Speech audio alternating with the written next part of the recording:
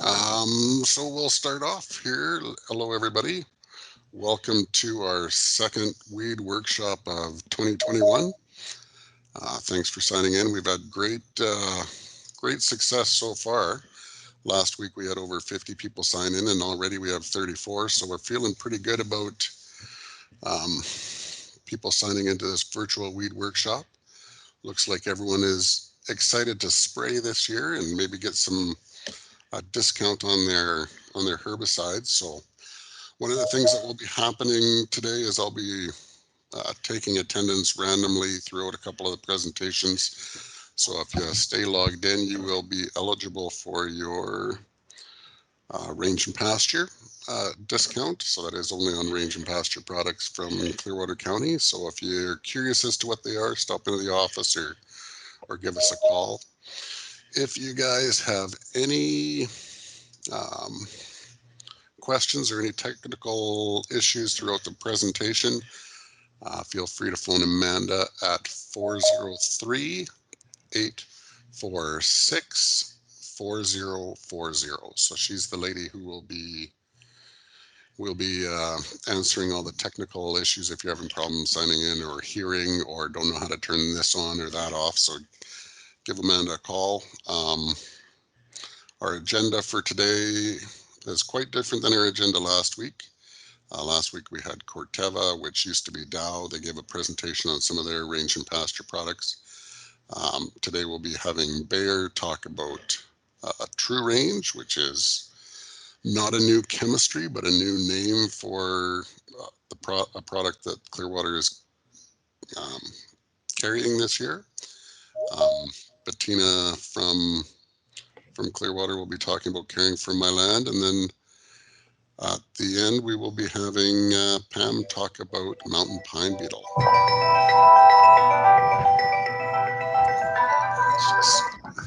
Oh, Murray Welsh. oh, there. Oh, I've got to mute Murray Welsh. Oh, sorry, Martin. So yeah, I guess we'll go to there is a door prize at the end here. This is what you guys are all, in addition to the 10% off, this is what you guys are sticking around for. Uh, Down at the bottom there, you see a battery for cell phones and other electronic devices, a hat, golf balls, a set of super awesome gloves, and a backpack. So there will be a door prize at the end presented to one of the lucky winners, or one of the lucky participants. So glad you guys are all here. A few tips and tricks for the duration of the meeting. Please keep your mic muted. If you guys want to ask a question, there is a chat icon at the top that looks like a speech bubble. So you click on that and you can type in a question, and you guys are more than welcome to ask questions whenever you want. Just type it in the chat box. Somebody will be monitoring that. And oh, now we've got an echo. But somebody will be monitoring the chat box. I don't know why it's echoing. Somebody will be monitoring the chat box, and we'll ask questions at the end of the presentation. So if you guys are having problems with lag, or if you're having problems with too much bandwidth or something, and you want to reduce the amount of bandwidth, if you don't have great internet, click the ellipses at the top right hand corner, and at the very bottom it says turn off incoming video. That will reduce all of the incoming video streams except for the presenters. So that'll help you with bandwidth if you are having problems watching this. So on that note, I guess I can probably turn it over to Megan. She'll be presenting on True Range, like I mentioned before. She has been working for Bayer for a couple years. Because we haven't had any in-person stuff, you may not recognize Megan, but she has been around for a couple of years promoting Bayer products in the area. So if that is an acceptable bio for you there, Megan, I'll stop sharing my screen and you can carry or take over. Sounds good. Yeah, go ahead. Alrighty, well, welcome everyone. I will share my screen. Like Marty said, I am the Bayer Territory Manager for Southern and Central Alberta, and then it's into Saskatchewan. I've been with Bayer for about a year and a few months here, so not quite 2 years, but that's okay. Um, I'm on the environmental science side, so not quite. Um, I'm not on the crop science side, which lots of people know more about. This side is we have a few chemicals that mostly deal with counties and then oil and gas companies and whatnot. And now we've brought in range and pasture products, which is a previous product that we've had that we've brought over to the range and pasture side so that it's more affordable and easier to use for our farmers and ranchers. Can everyone see my screen? Someone give me a thumbs up or okay, thanks. All right, sound good. So the product is called True Range, and my screen is here on this computer, but my camera is here, so don't mind me. So True Range, the tagline for it is innovative and sustainable pasture management. And this is my info. If anybody needs to contact me, it will also be at the end if you want to write it down. So True Range is strictly on the label for range and permanent pastures. The active ingredients are aminocyclopyrachlor and metsulfuron methyl. It is a group 2 and group 4. So this product is for broadleaf and brush control all in one. It covers everything from your thistles to your tall buttercups to the buckbrush that grows, and then willows and trees and all sorts of things. It's quite easy to use. It is a dry product. It has no smell to it, no odor when you spray it. There is no 2,4-D in this product. That's something that makes it very different. Yes, you can add 2,4-D to it, but it's not necessary. The good thing about this product is without the 2,4-D, which is a contact herbicide, and whatever it touches, it kills, but it doesn't stay in the plant. So without it, it doesn't kill it off right away, and the residual of the True Range can get deep into the roots and can continually control the plants without the plant dying before it gets to the roots. So it is quite low use rates, and the water volume that we suggest with it is 20 gallons per acre. We've tried a bit lower. We've tried around 15. It hasn't worked as well, so we like to stick around that 20 gallons. The results you're going to see for this product is at 2 weeks up to 90 days. So you'll start to see it at 2 weeks. It'll start to brown off. There might still be some green in there, but throughout the summer at the 90 days, you should have all of your weeds and your brush be brown. But it does not affect any grass.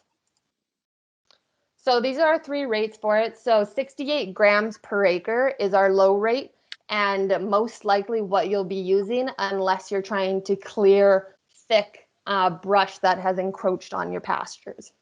So the low rate does everything, dandelions, knapweed, leafy spurge, oxeye daisy, buttercup, thistle, like I said, buckbrush, wild rose. And then the higher rate is for taller brush and into some trees, firs, spruce, taller willows. I've used it the low rate on smaller willows and it has worked excellent. And then there's we call it the nuclear rate. It's unlikely that you'd need to really use it unless you have very old, tall trees that you're trying to control.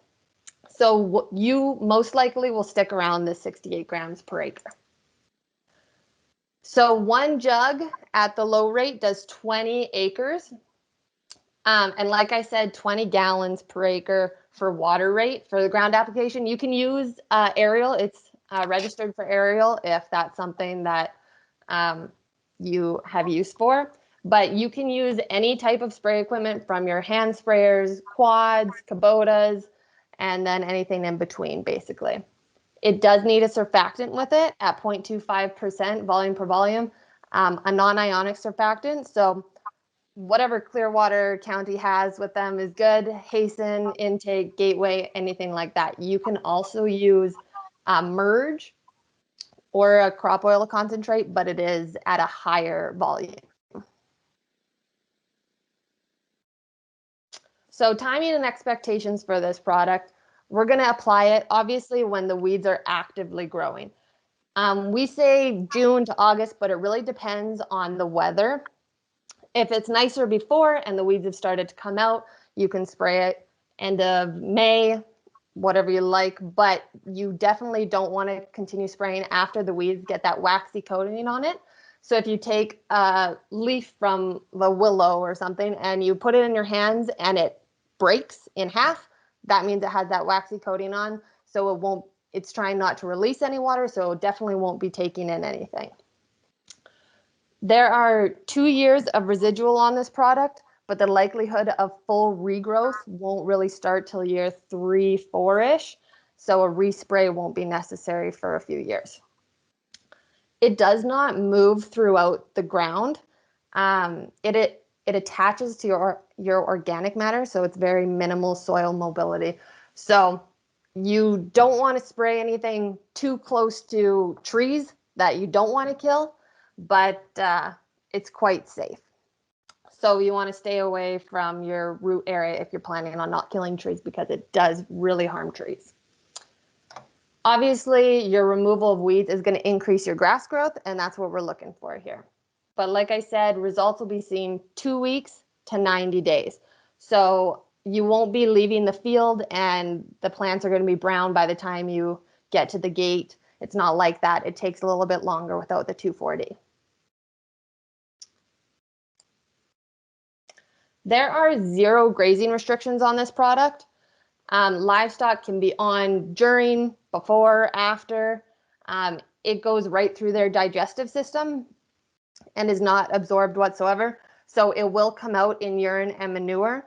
So just like most other products, you don't want to put it onto a cropland within 3 days of them eating from a sprayed area, because it will be in their manure. And if you put it on your cropland, you won't be able to grow anything.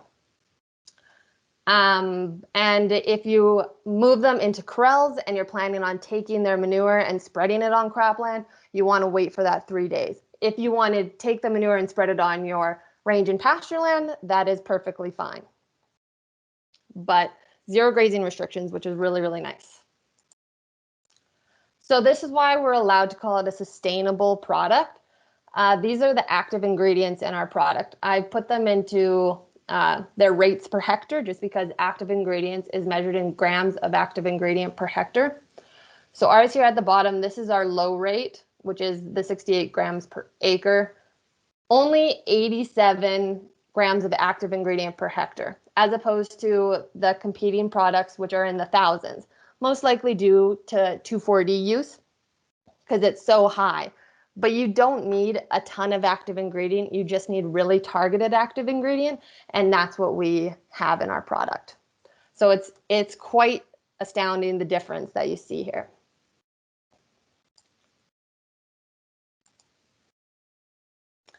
So I'll go through a couple trial sites. I did about 13 last year, but I'll just show you 3 and some interesting finds that we came upon. So the first one was in Cremona, Alberta. This was sprayed with a Terrogator, which is kind of like a high clearance sprayer for range and pasture.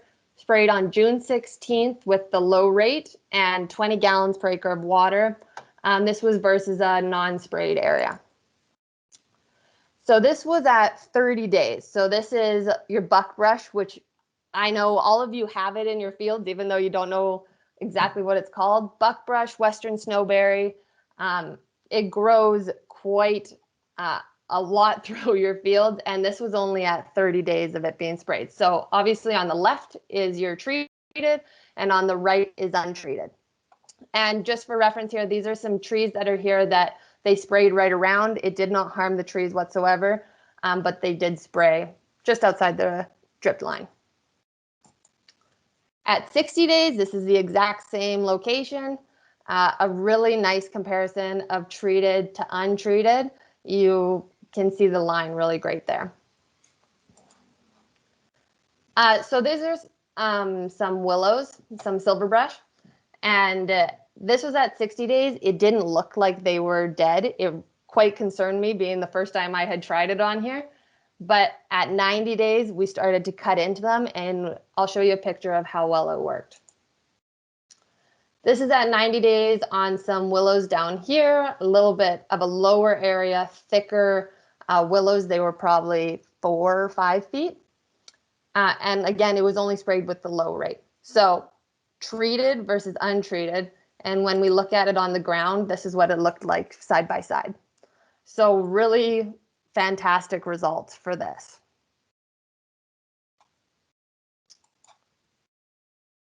This picture is that silver willow again, cut open. And like I said, it was brown inside, which we know it was dead. So there was still some leaves on it, but the browning inside made us know for sure that they won't be coming back next year. So some things may look like they aren't completely dead, but you have to really go into them to find your true results. This was 90 days of that first picture. So no leaves left on it, very brown as compared to the right side. So snow, cattle walking on it. These will be trampled down. The grass was already starting to grow through it. And we'll be going back this spring to check how well it's doing. This was in Hill Spring, Alberta. This was sprayed with our 15 gallons per acre of water at the low rate. This one, the treatment was a bit spotty because of the water rate, but we found something that was really cool with it, and it was versus a competitor that included 2,4-D. So at 90 days, we just skipped to this one because this is where we saw some interesting results. So True Range is on the right, competitor is on the left. I put this line in here because you can see that it's kind of a more goldeny over here than it is over here. It's a little more brown. I've looked at this a million times, so I hope you can see it as well. But I take the line away, you can still see it. So when I go to the next picture, this is what it's showing. 90 days of grass after True Range was up to about my belly button, and I'm 5'10", so it's quite tall. And then this was after 90 days with the competitor. The grass was up to about my kneecaps. Throughout the entire field, the farmer had asked me what was going on. I had asked him if he had planted grass there, like in that area that we had sprayed, because it was so different.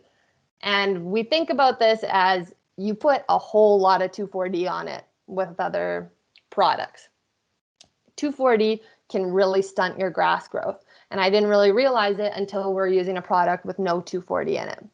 That's what we assume. It's not the most scientific experiment, but are really cool results that we saw throughout.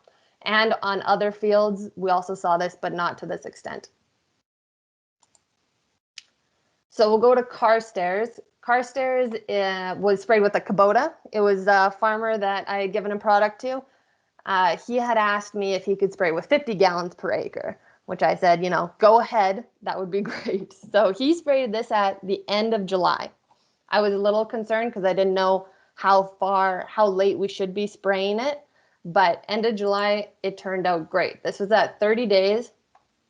These are all the thistle and buckbrush and sage twisting and brown, and you can still see the grass is green and growing really well throughout.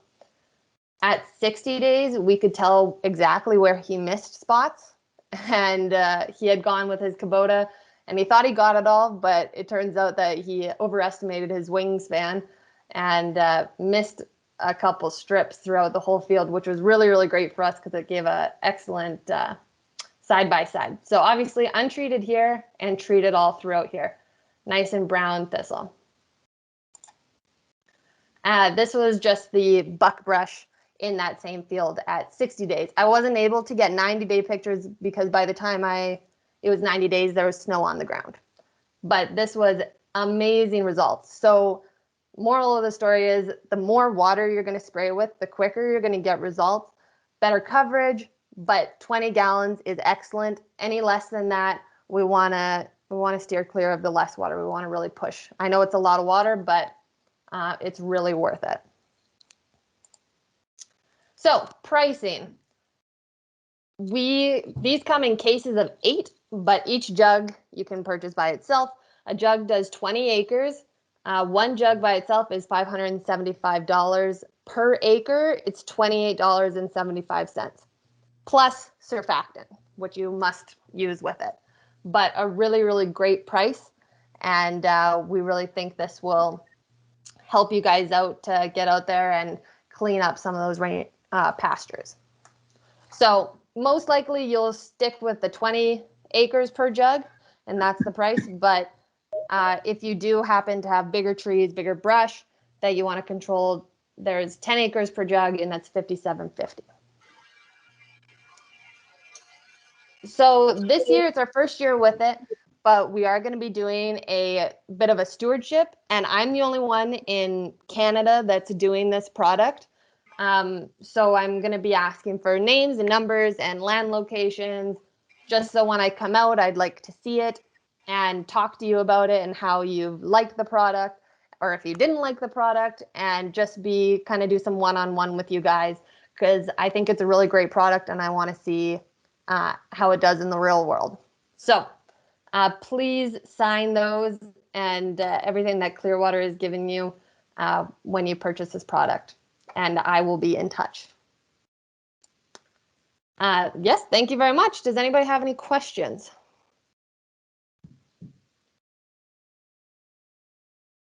If not, this is my information. If anybody does have questions, you can email me, phone me, text me, or ask the Clearwater guys, because they are very, very knowledgeable about this product. Yeah, I will stop sharing. Oh, okay. On that note, we have been using this product at Clearwater for a number of years. This is the first time, or this is the first year it's called True Range. Yes. Up until now, it's always been called Navius, and then it was Navius Flex. So we've been using it both in our custom spray program for quite a while, and we've sold a little bit off over the counter. Megan talked about it being 20 gallons an acre. That's the same water usage we recommend for Restore, for any of the other products that we sell to the office. We like the higher water usage, so it shouldn't change how you guys set up your sprayers. It is a granular product, so that does change how you mix it, but we are here to help you guys figure this out. As it sits right now, Megan went over the pricing. She indicated it was $28.75 per acre.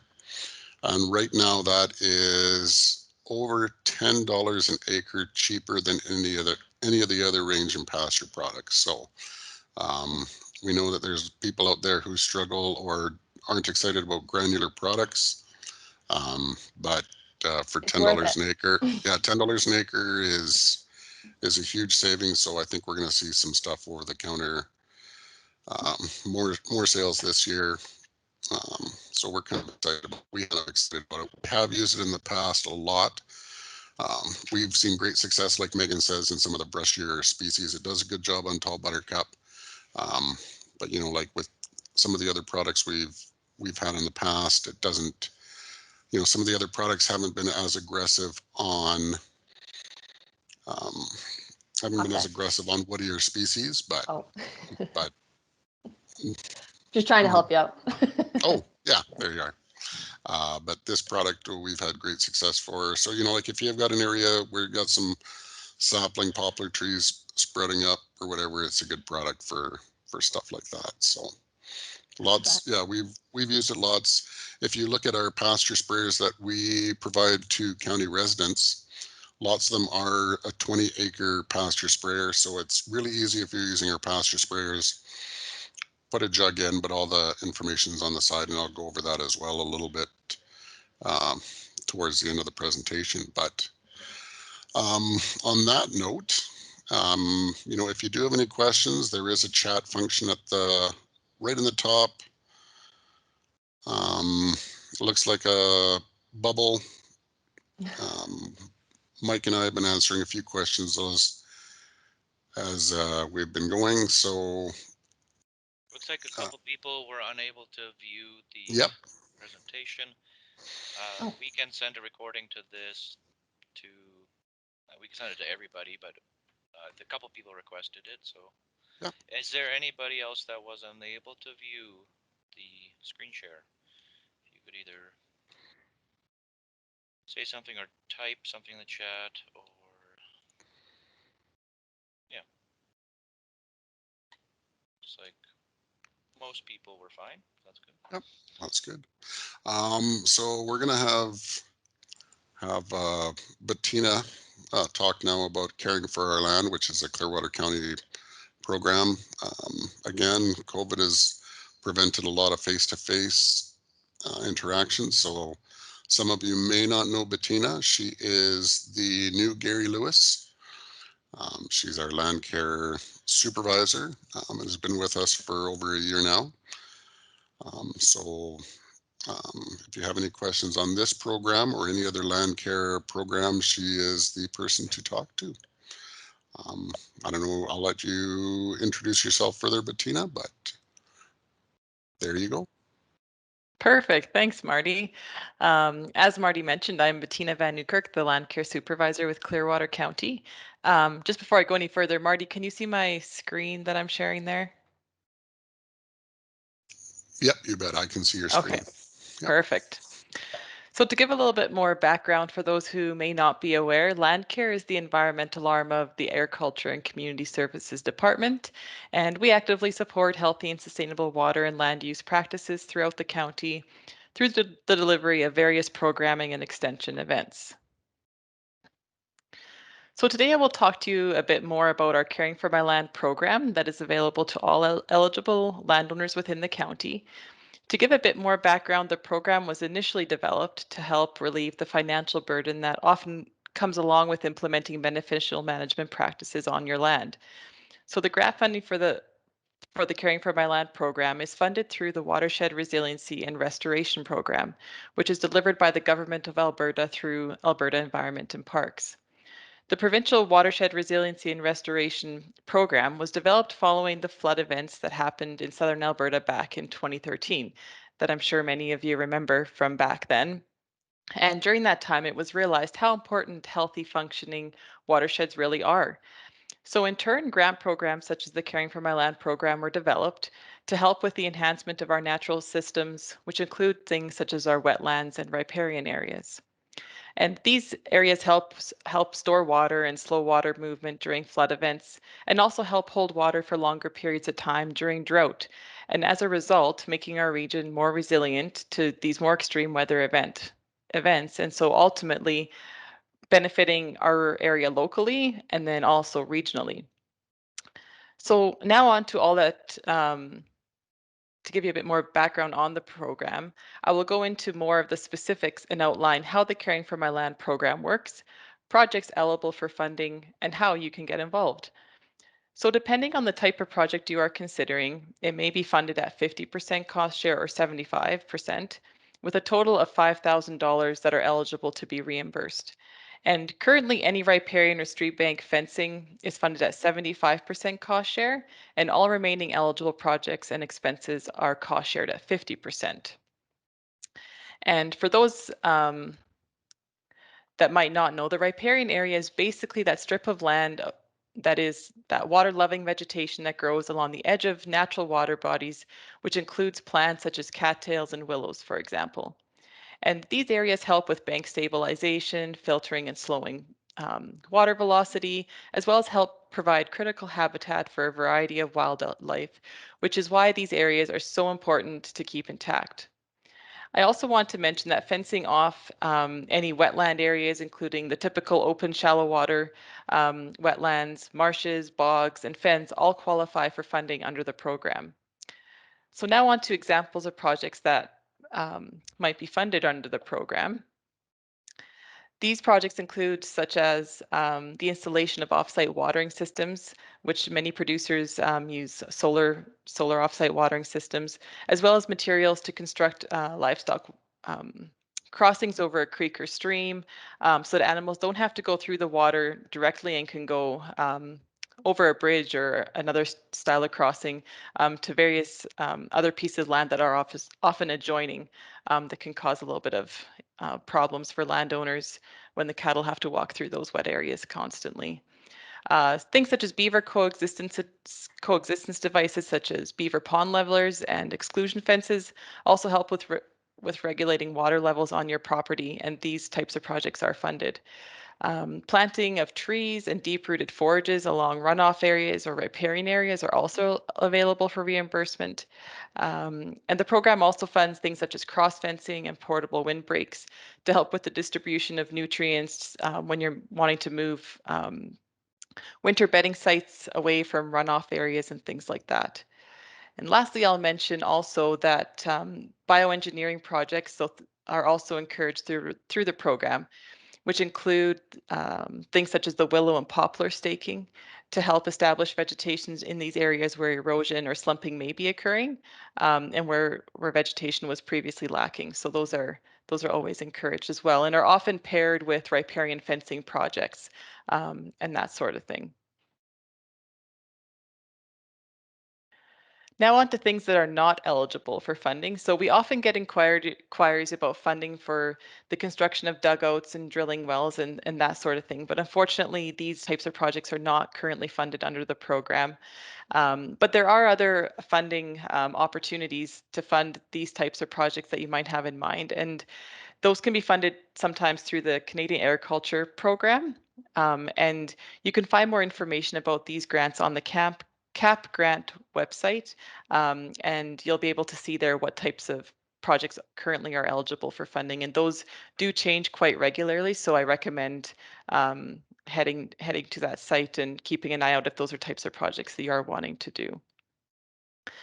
So if you have a project in mind and aren't sure if your project qualifies or you want more information, please get in touch with myself or Danielle, and we are happy to help. Um, Typically, following an inquiry of a project that you might be interested in doing, we will come out and do a site visit of the project with you and help you answer any questions you may have regarding your project, the application form, or the process in general.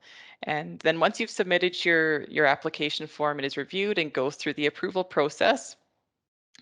And then from there, once the project's been approved, you can go ahead with your project and doing all the on-ground work.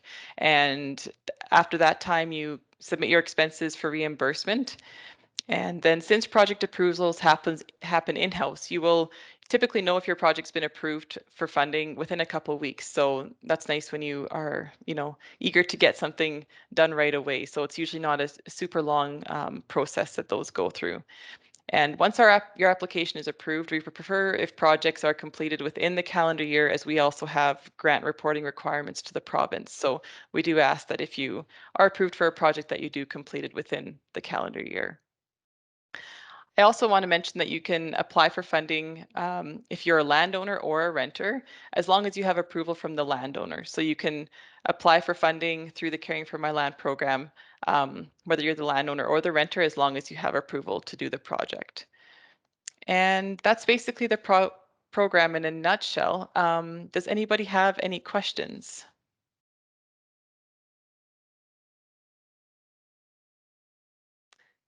As Marty said earlier, you can ask them in the chat box, or you can ask them, just unmute yourself and ask it that way.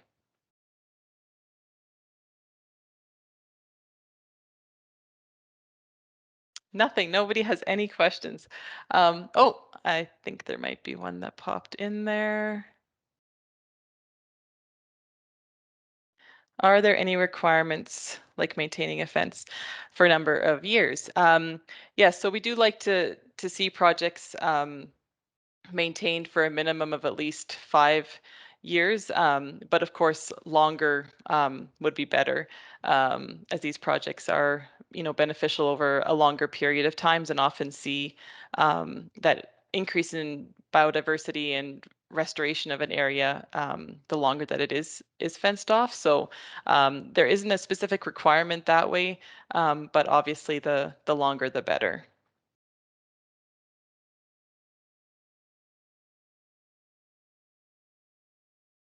If no one else has any questions at the moment, um, we'll move on to our next speaker. But if anybody has any questions for us or wants to know more information or an application form or anything like that, please get in contact with myself or Danielle, and we'd be happy to help you out.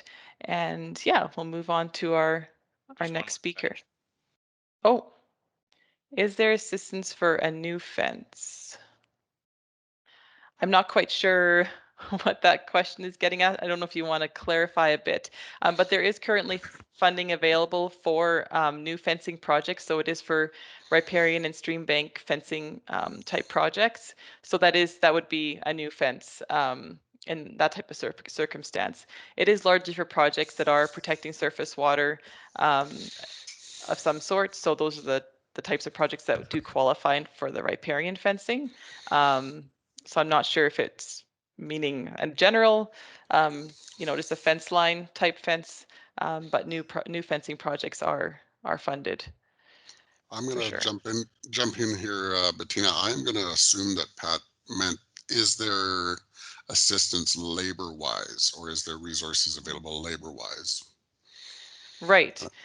So yeah, we don't have anything, we don't help in like from a county in-house perspective, but you do are able to account for contractor expenses to help with fencing. So if you aren't able to do the fencing yourself and are able to have somebody come in and do that, you're able to claim those expenses as part of the application and have those expenses reimbursed at a 50% or 75% cost share, depending on the project.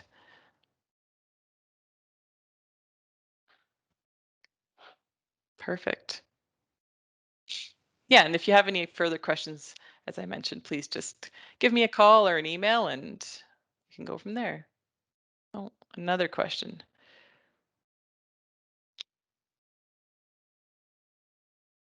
So our ditch is considered riparian. Ours are completely covered by mature vegetation. Who cleans this up? So I think you're meaning like a roadside ditch.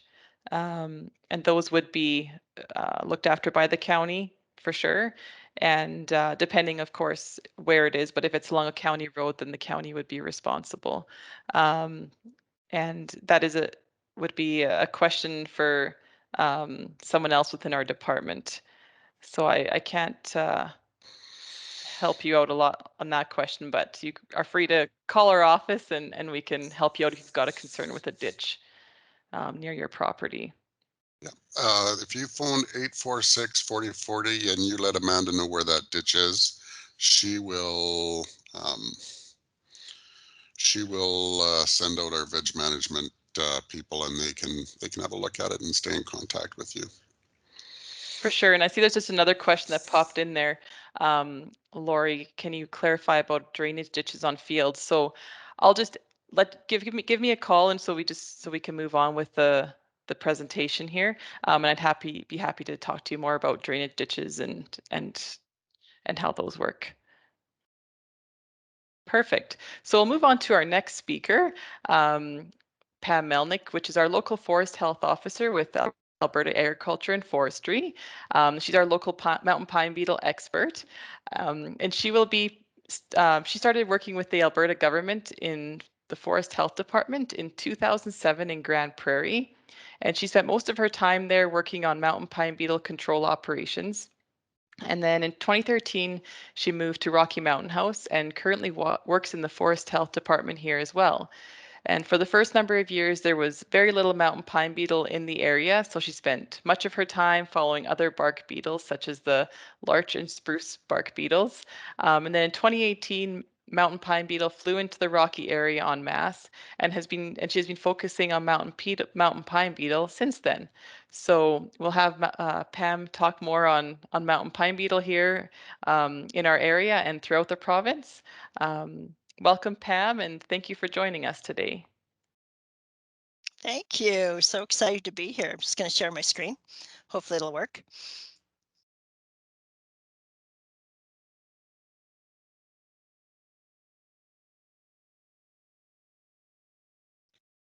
I can see your screen now.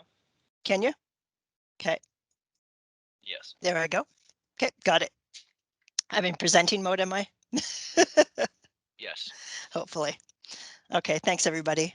Yeah, so I've been here. I've been in the mountain pine beetle world for about 14 years now. I did work on pine beetle a little bit in BC, but most of my time in Alberta has been pine beetle and other exciting forest health stuff. So at any time, if you guys have a question, just unmute and interrupt me. Otherwise, I'll just keep going. If you enter something to the chat box, I might not see it. And hopefully Marty or Bettina can interrupt me and read the question, or I can have a look at the question. I'm just going to go fairly quickly through current populations and our strategy and spend a little bit more time on identification and what you guys can do to control beetle on your property. So current populations, like I said, I'm going to spend a little bit of time on provincial and then a little bit more time on rocky populations. So here, right here is, hold on, I'm just going to grab my highlighter. These are the red, these points are our Heli GPS points from this last fall in, I think it was in mid-August that we do these surveys. And what these are Heli GPS. So we fly around in a little helicopter like this, and we hover above patches of red trees that look like this. So these red trees here, we get a GPS point and we count the number of trees that are here. But there are actually no beetles in these red trees when we're counting them in August, September. They've all flown out to the nearby green trees. But because we can't see green tree look like a green tree in the forest, the only way we can really find these beetles is to take this location, and then we send a contractor out to that red tree site. They look in the nearby trees for newly infested green trees, and then we'll cut them down and control them on site by burning. So in this map, this is the one we took, this was last summer or last fall that we took this over here. You can see that most of the population is up here in the Hinton, Edson area. Most of our population used to be up in Grand Prairie, and that was because we had most of the inflight come in from Dawson Creek and Fort St. John area. And over the years, we've been plunking away at controlling it. Forest industry has been prioritizing older pine stands with logging, and they have very small program now over many, many years, 14 years they've been working on it over there. But in Hinton, it's fairly new population that came in from Jasper in 2016. And then it was building up in there. And then in 2018, it kind of blew off into the Rocky Mountain House area here. So here's the Rocky Mountain House town site here, and our area goes up to just up to the Pembina right there. I'm just going to spend a tiny little bit of time on tree color because it's always a very confusing thing. So these trees here are the ones I would have Heli GPS'd in September. And I know there's no beetles in them. The beetles are in the green trees, but you can kind of see the pattern here. So these would have been the trees that blew in say like 2 years previously. They developed into beetles, flew over this way, infested those trees, they developed, and then flew into the green trees. We're always a little bit behind pine beetle because we can't find green trees in the forest by air. We have to walk around, and then we need to know whereabouts they went. This is the rocky situation. All these red points are the ones I took last in September, August, September. There are those red tree clusters that we helicopter GPS'd, and then contractors went to all of these sites here and found the red trees, did the survey, found the green trees, and then did control operations on them. So these yellow sites are trees that are at higher elevations above 1,400 meters. We don't control those. We found that over the years that we've been doing this program and monitoring populations, found they really don't do well at high elevations.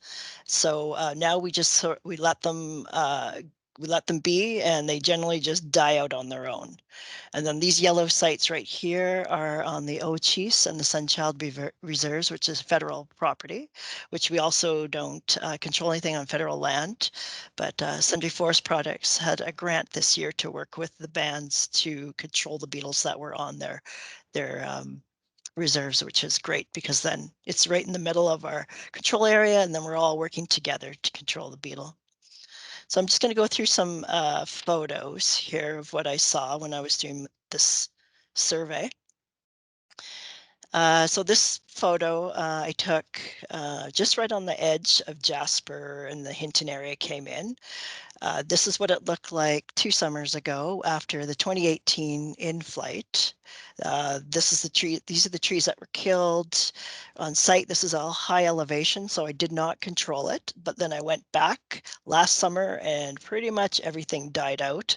Nothing new developed on the edges, which was really fantastic to see because we don't really do any control in those areas. So it's good to see what beetles are doing what they're supposed to do, die out. And then up here, the just south of the Pembina, it's a little bit busier up there. That's kind of where the beetles really kind of came in on those in-flights. This is all these little red tree clusters are what I would have marked with the GPS, sent control contractors out, find the trees, and to control them on site. A little bit busy, you can kind of see all in there. So all of these ones were surveyed and controlled last year. And then as you move further down, this is just south of the Brazeau Reservoir, little less busy. There's a little patch here, a little patch there, a little there, but not quite as busy as right up at the edge there where most of the beetle had flown in.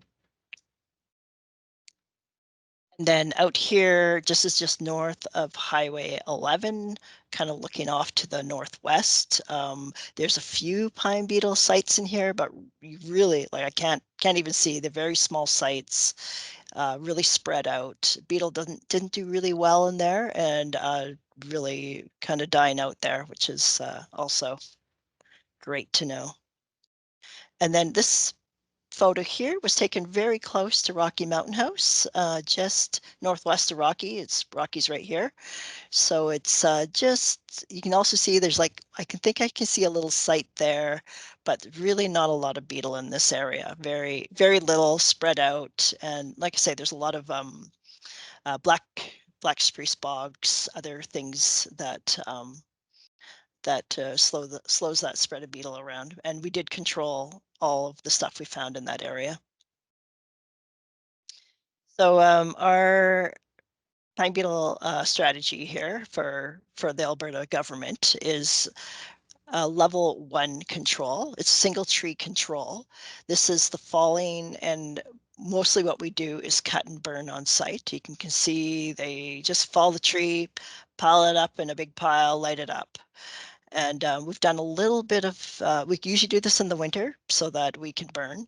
We have done a little bit of cut and peel in the past where they fall it and then they peel the bark off. And that's generally if there's not enough snow on the ground to burn safely, which is very labor intensive. And we really try to avoid doing cut and peel for that reason.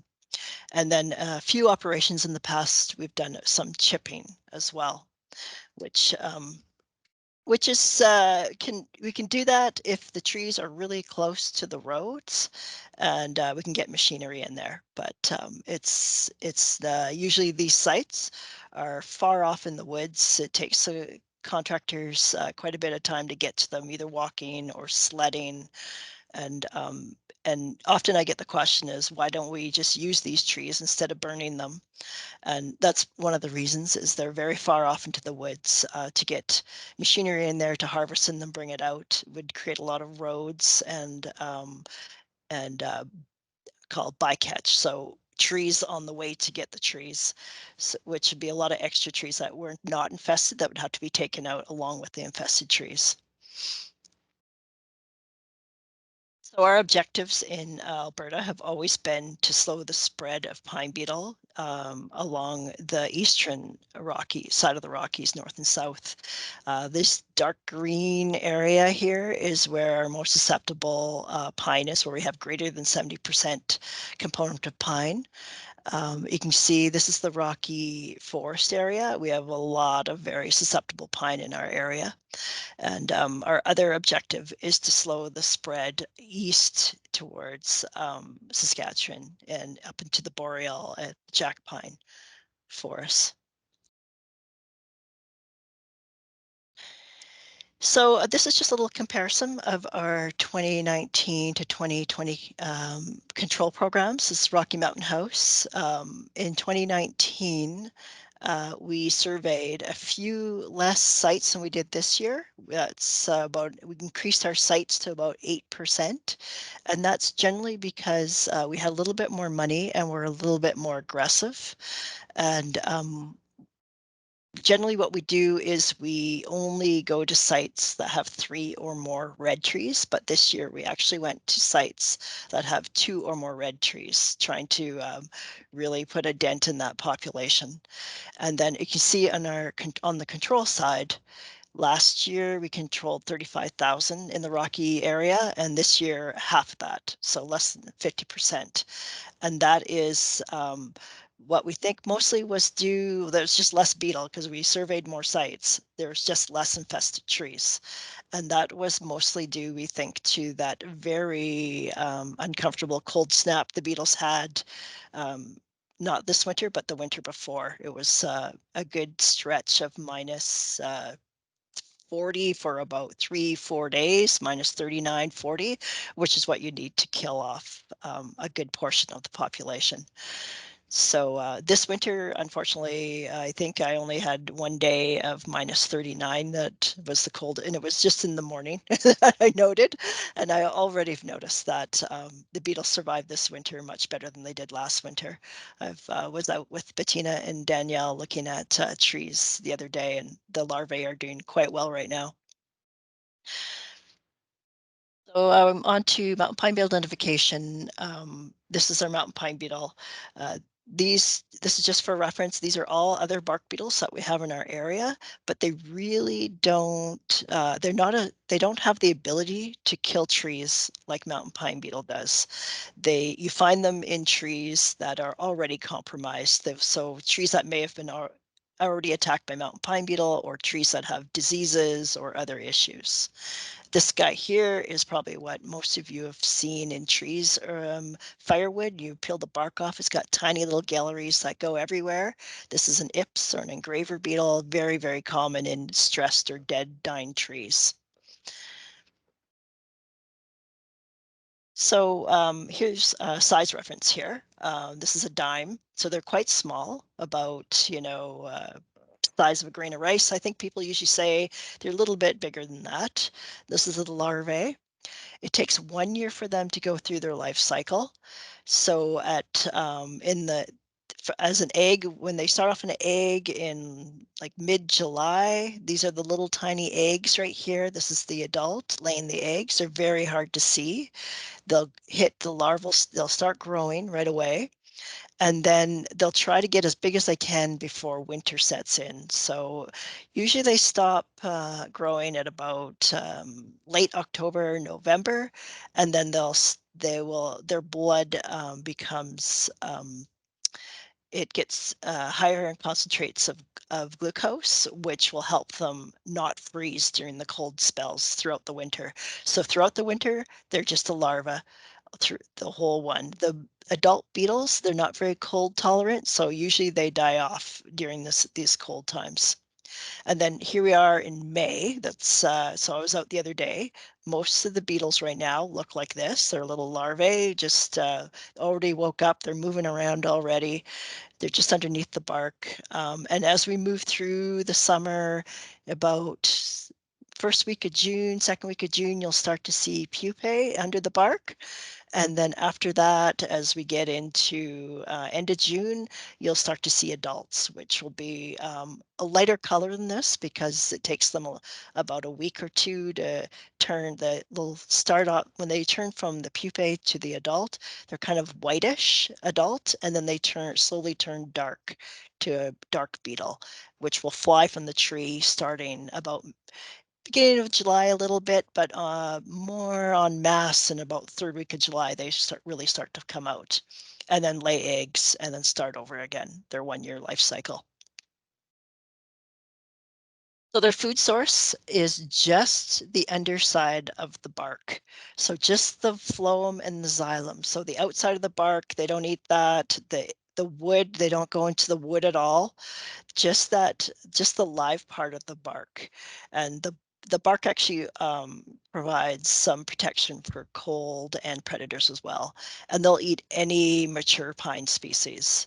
So mature, generally a fairly good size. So over 8 inches, I'd say, of diameter. If they're really small pine, they usually don't get attacked. They won't support um, the life cycle very well of the pine beetle. So the pine beetle usually avoids small trees. So the tree does have its defenses. This is a tree, the beetle's trying to get into the tree, and the tree is uh, throwing sap at it. So it's trying to flush the beetle out as the beetle's chewing into it. So it's called a pitch out or pitch. I mean, so it also has a toxic chemical that can kill. The pitch is a toxic chemical that can kill the eggs or larvae as well.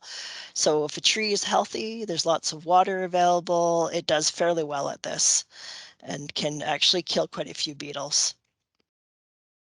But the beetle also has a little trick up its sleeve. It has this little pocket in its mouth where it carries a fungus. We call it the blue stain fungus. When it chews into the blue stain fungus gets into the phloem and the xylem, which transports nutrients and water throughout the tree, and will start to clog it up. So it's like girdling it's stopping all water and nutrients from flowing throughout the tree, which helps the beetle take the tree over, because the beetle now can't actually, or sorry, the tree now can't can't pitch the beetle out. There's no sap flowing, so the beetle can start laying eggs and start developing. So this is what it looks like right after they attack. You can kind of see this one is slightly, this is in July after the adults fly to the next tree and attack. You can kind of see there's a little hole right here where the beetle's gone in, and there's a little bit of sawdust stuck in the pitch now. So you know that beetle's doing okay. It's actually up inside the tree. If you were to chop into this tree, you'd see a little beetle right here making his way up, laying some eggs. And then some trees, you'll see a lot of pitch tubes, a lot of attacks on the tree all the way around it. And then some trees, they just slightly attack. And it just could be that there's not a big enough population, or they attack the tree and the tree is not a good host. So they've abandoned that one. Who's ever attacked that one is gone, and then they'll find a better host. Sometimes it's really hard to see the pitch tubes. So you can see a couple on here, but there's also ones that are very tiny on this picture, very small, scattered. And then sometimes there's no pitch at all because the tree is very stressed out, lack of water, and there's just a little bit of sawdust on the edges. These are very hard to find. So sometimes when they're heavily attacked and the tree is taken over really quickly by thousands of beetles, there'll just be sawdust. There'll be a lot of sawdust at the base of the tree. And if you chop into this tree and it's, anywhere from July, August, you'll start to see these little larval gallery. You'll see the parent gallery here that goes straight up. They laid eggs along the side, and these are the little larval galleries. So the little eggs have hatched and started to develop throughout the side, and that you'll see July, August, September, any time in there. Mostly what I look for when I'm walking around the bush, this tree here, you can see it's had almost all of its bark removed by a variety of different woodpeckers that I see out there, stripping the bark off, eating the larvae and the beetles. So they do a really good job of that. They don't eat enough of them, but they really good job of finding the trees for me. This tree here was actually had a full green crown. It was almost no bark, so it was dead. Didn't know it was dead yet. It takes 1 year for it to turn that yellowy color. So really just on its way out. And this one here just has like a little bit of bark taken off, but you can still see that some of the bark was removed by all these guys here. And then, so right about now in May, you'll start to see the trees turning this color. So nice healthy green guys in the back, and there'll be a red bottom. And then as you get near the top, it goes yellowy, and then greenish at the top. And I've already started to see them around the Clearwater area start to turn a little bit chlorotic, so an off yellow color. And when we chop into the bark right now, we'll see these large galleries. You can see the little parent gallery here going up, and then these are all the larvae developing on the off to the edges. In this little close up, you can see the little larvae in here, all on the edge here, starting to develop. And this, as I mentioned, it'll go until, mid-June, like beginning mid-June, until they start into pupae, and then you'll start seeing little pupae in the galleries. And then later,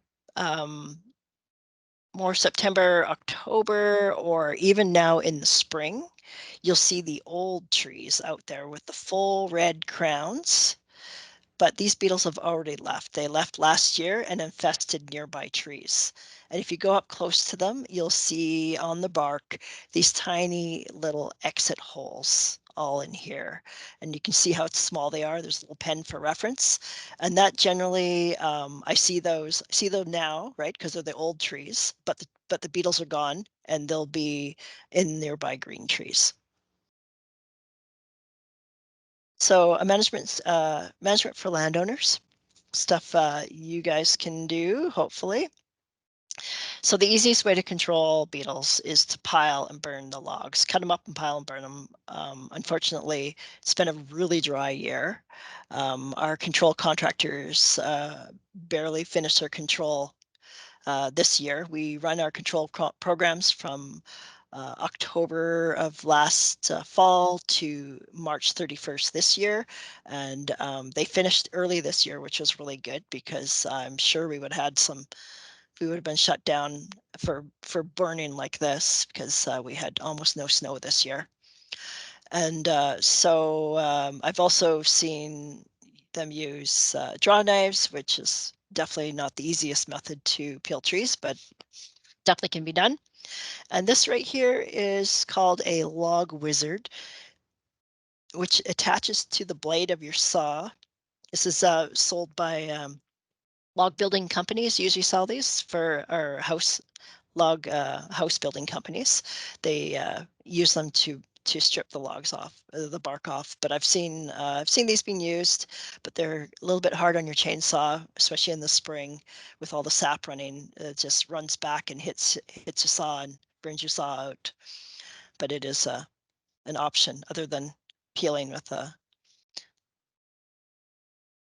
And what else you can do is, this is called verbenone.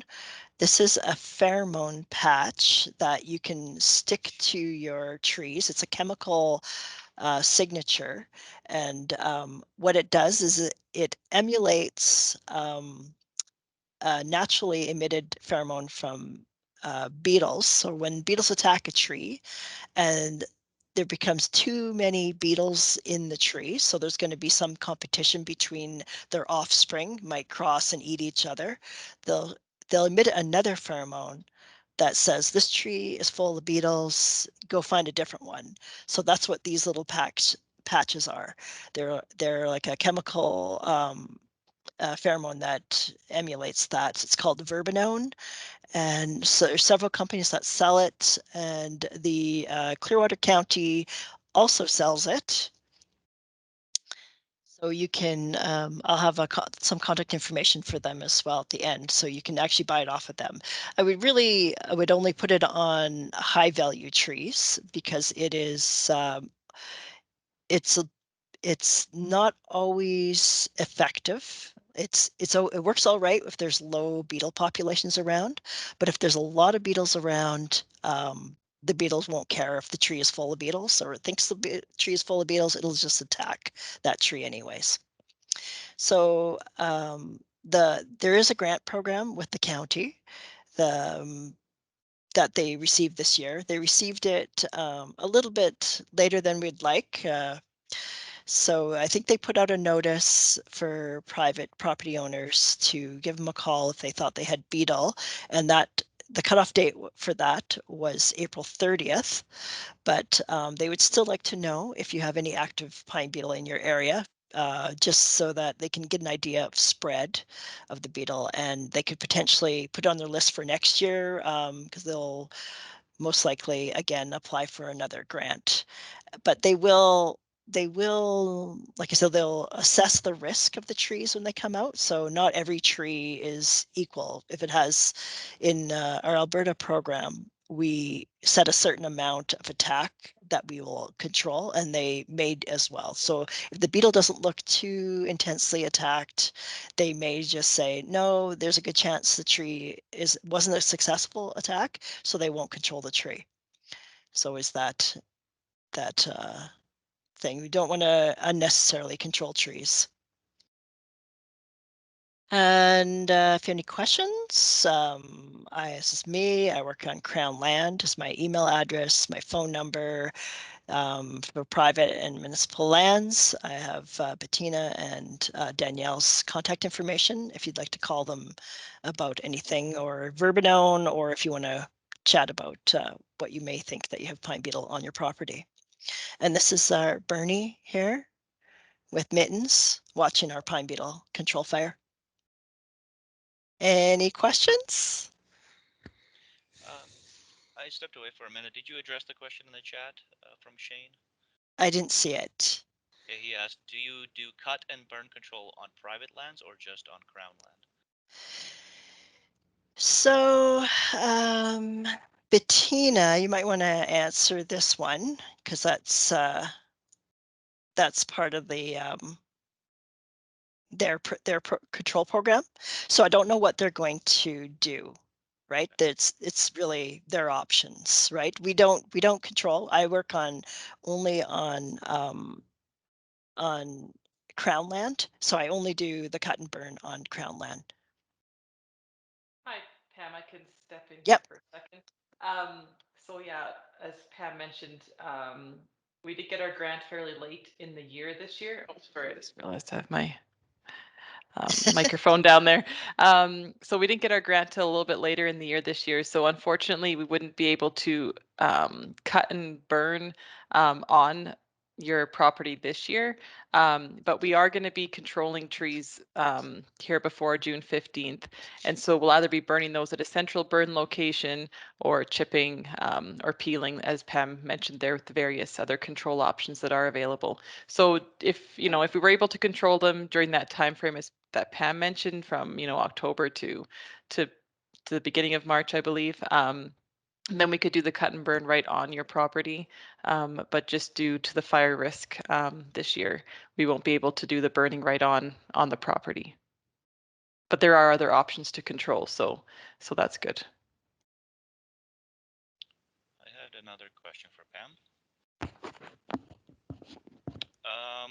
Is there any work being done or looking to be done in the future for genetically engineering or modifying the pine beetle so its sac does not produce the fungus? Yeah, there's been a lot of money spent on blue stain fungus research over the years. Part of it, most of it is provincially funded with the universities, and so far, no one's really come up with an option. Yeah, because I know they're doing that. They're genetically modifying mosquitoes now. Mm-hmm. So I wonder if they could do the same with.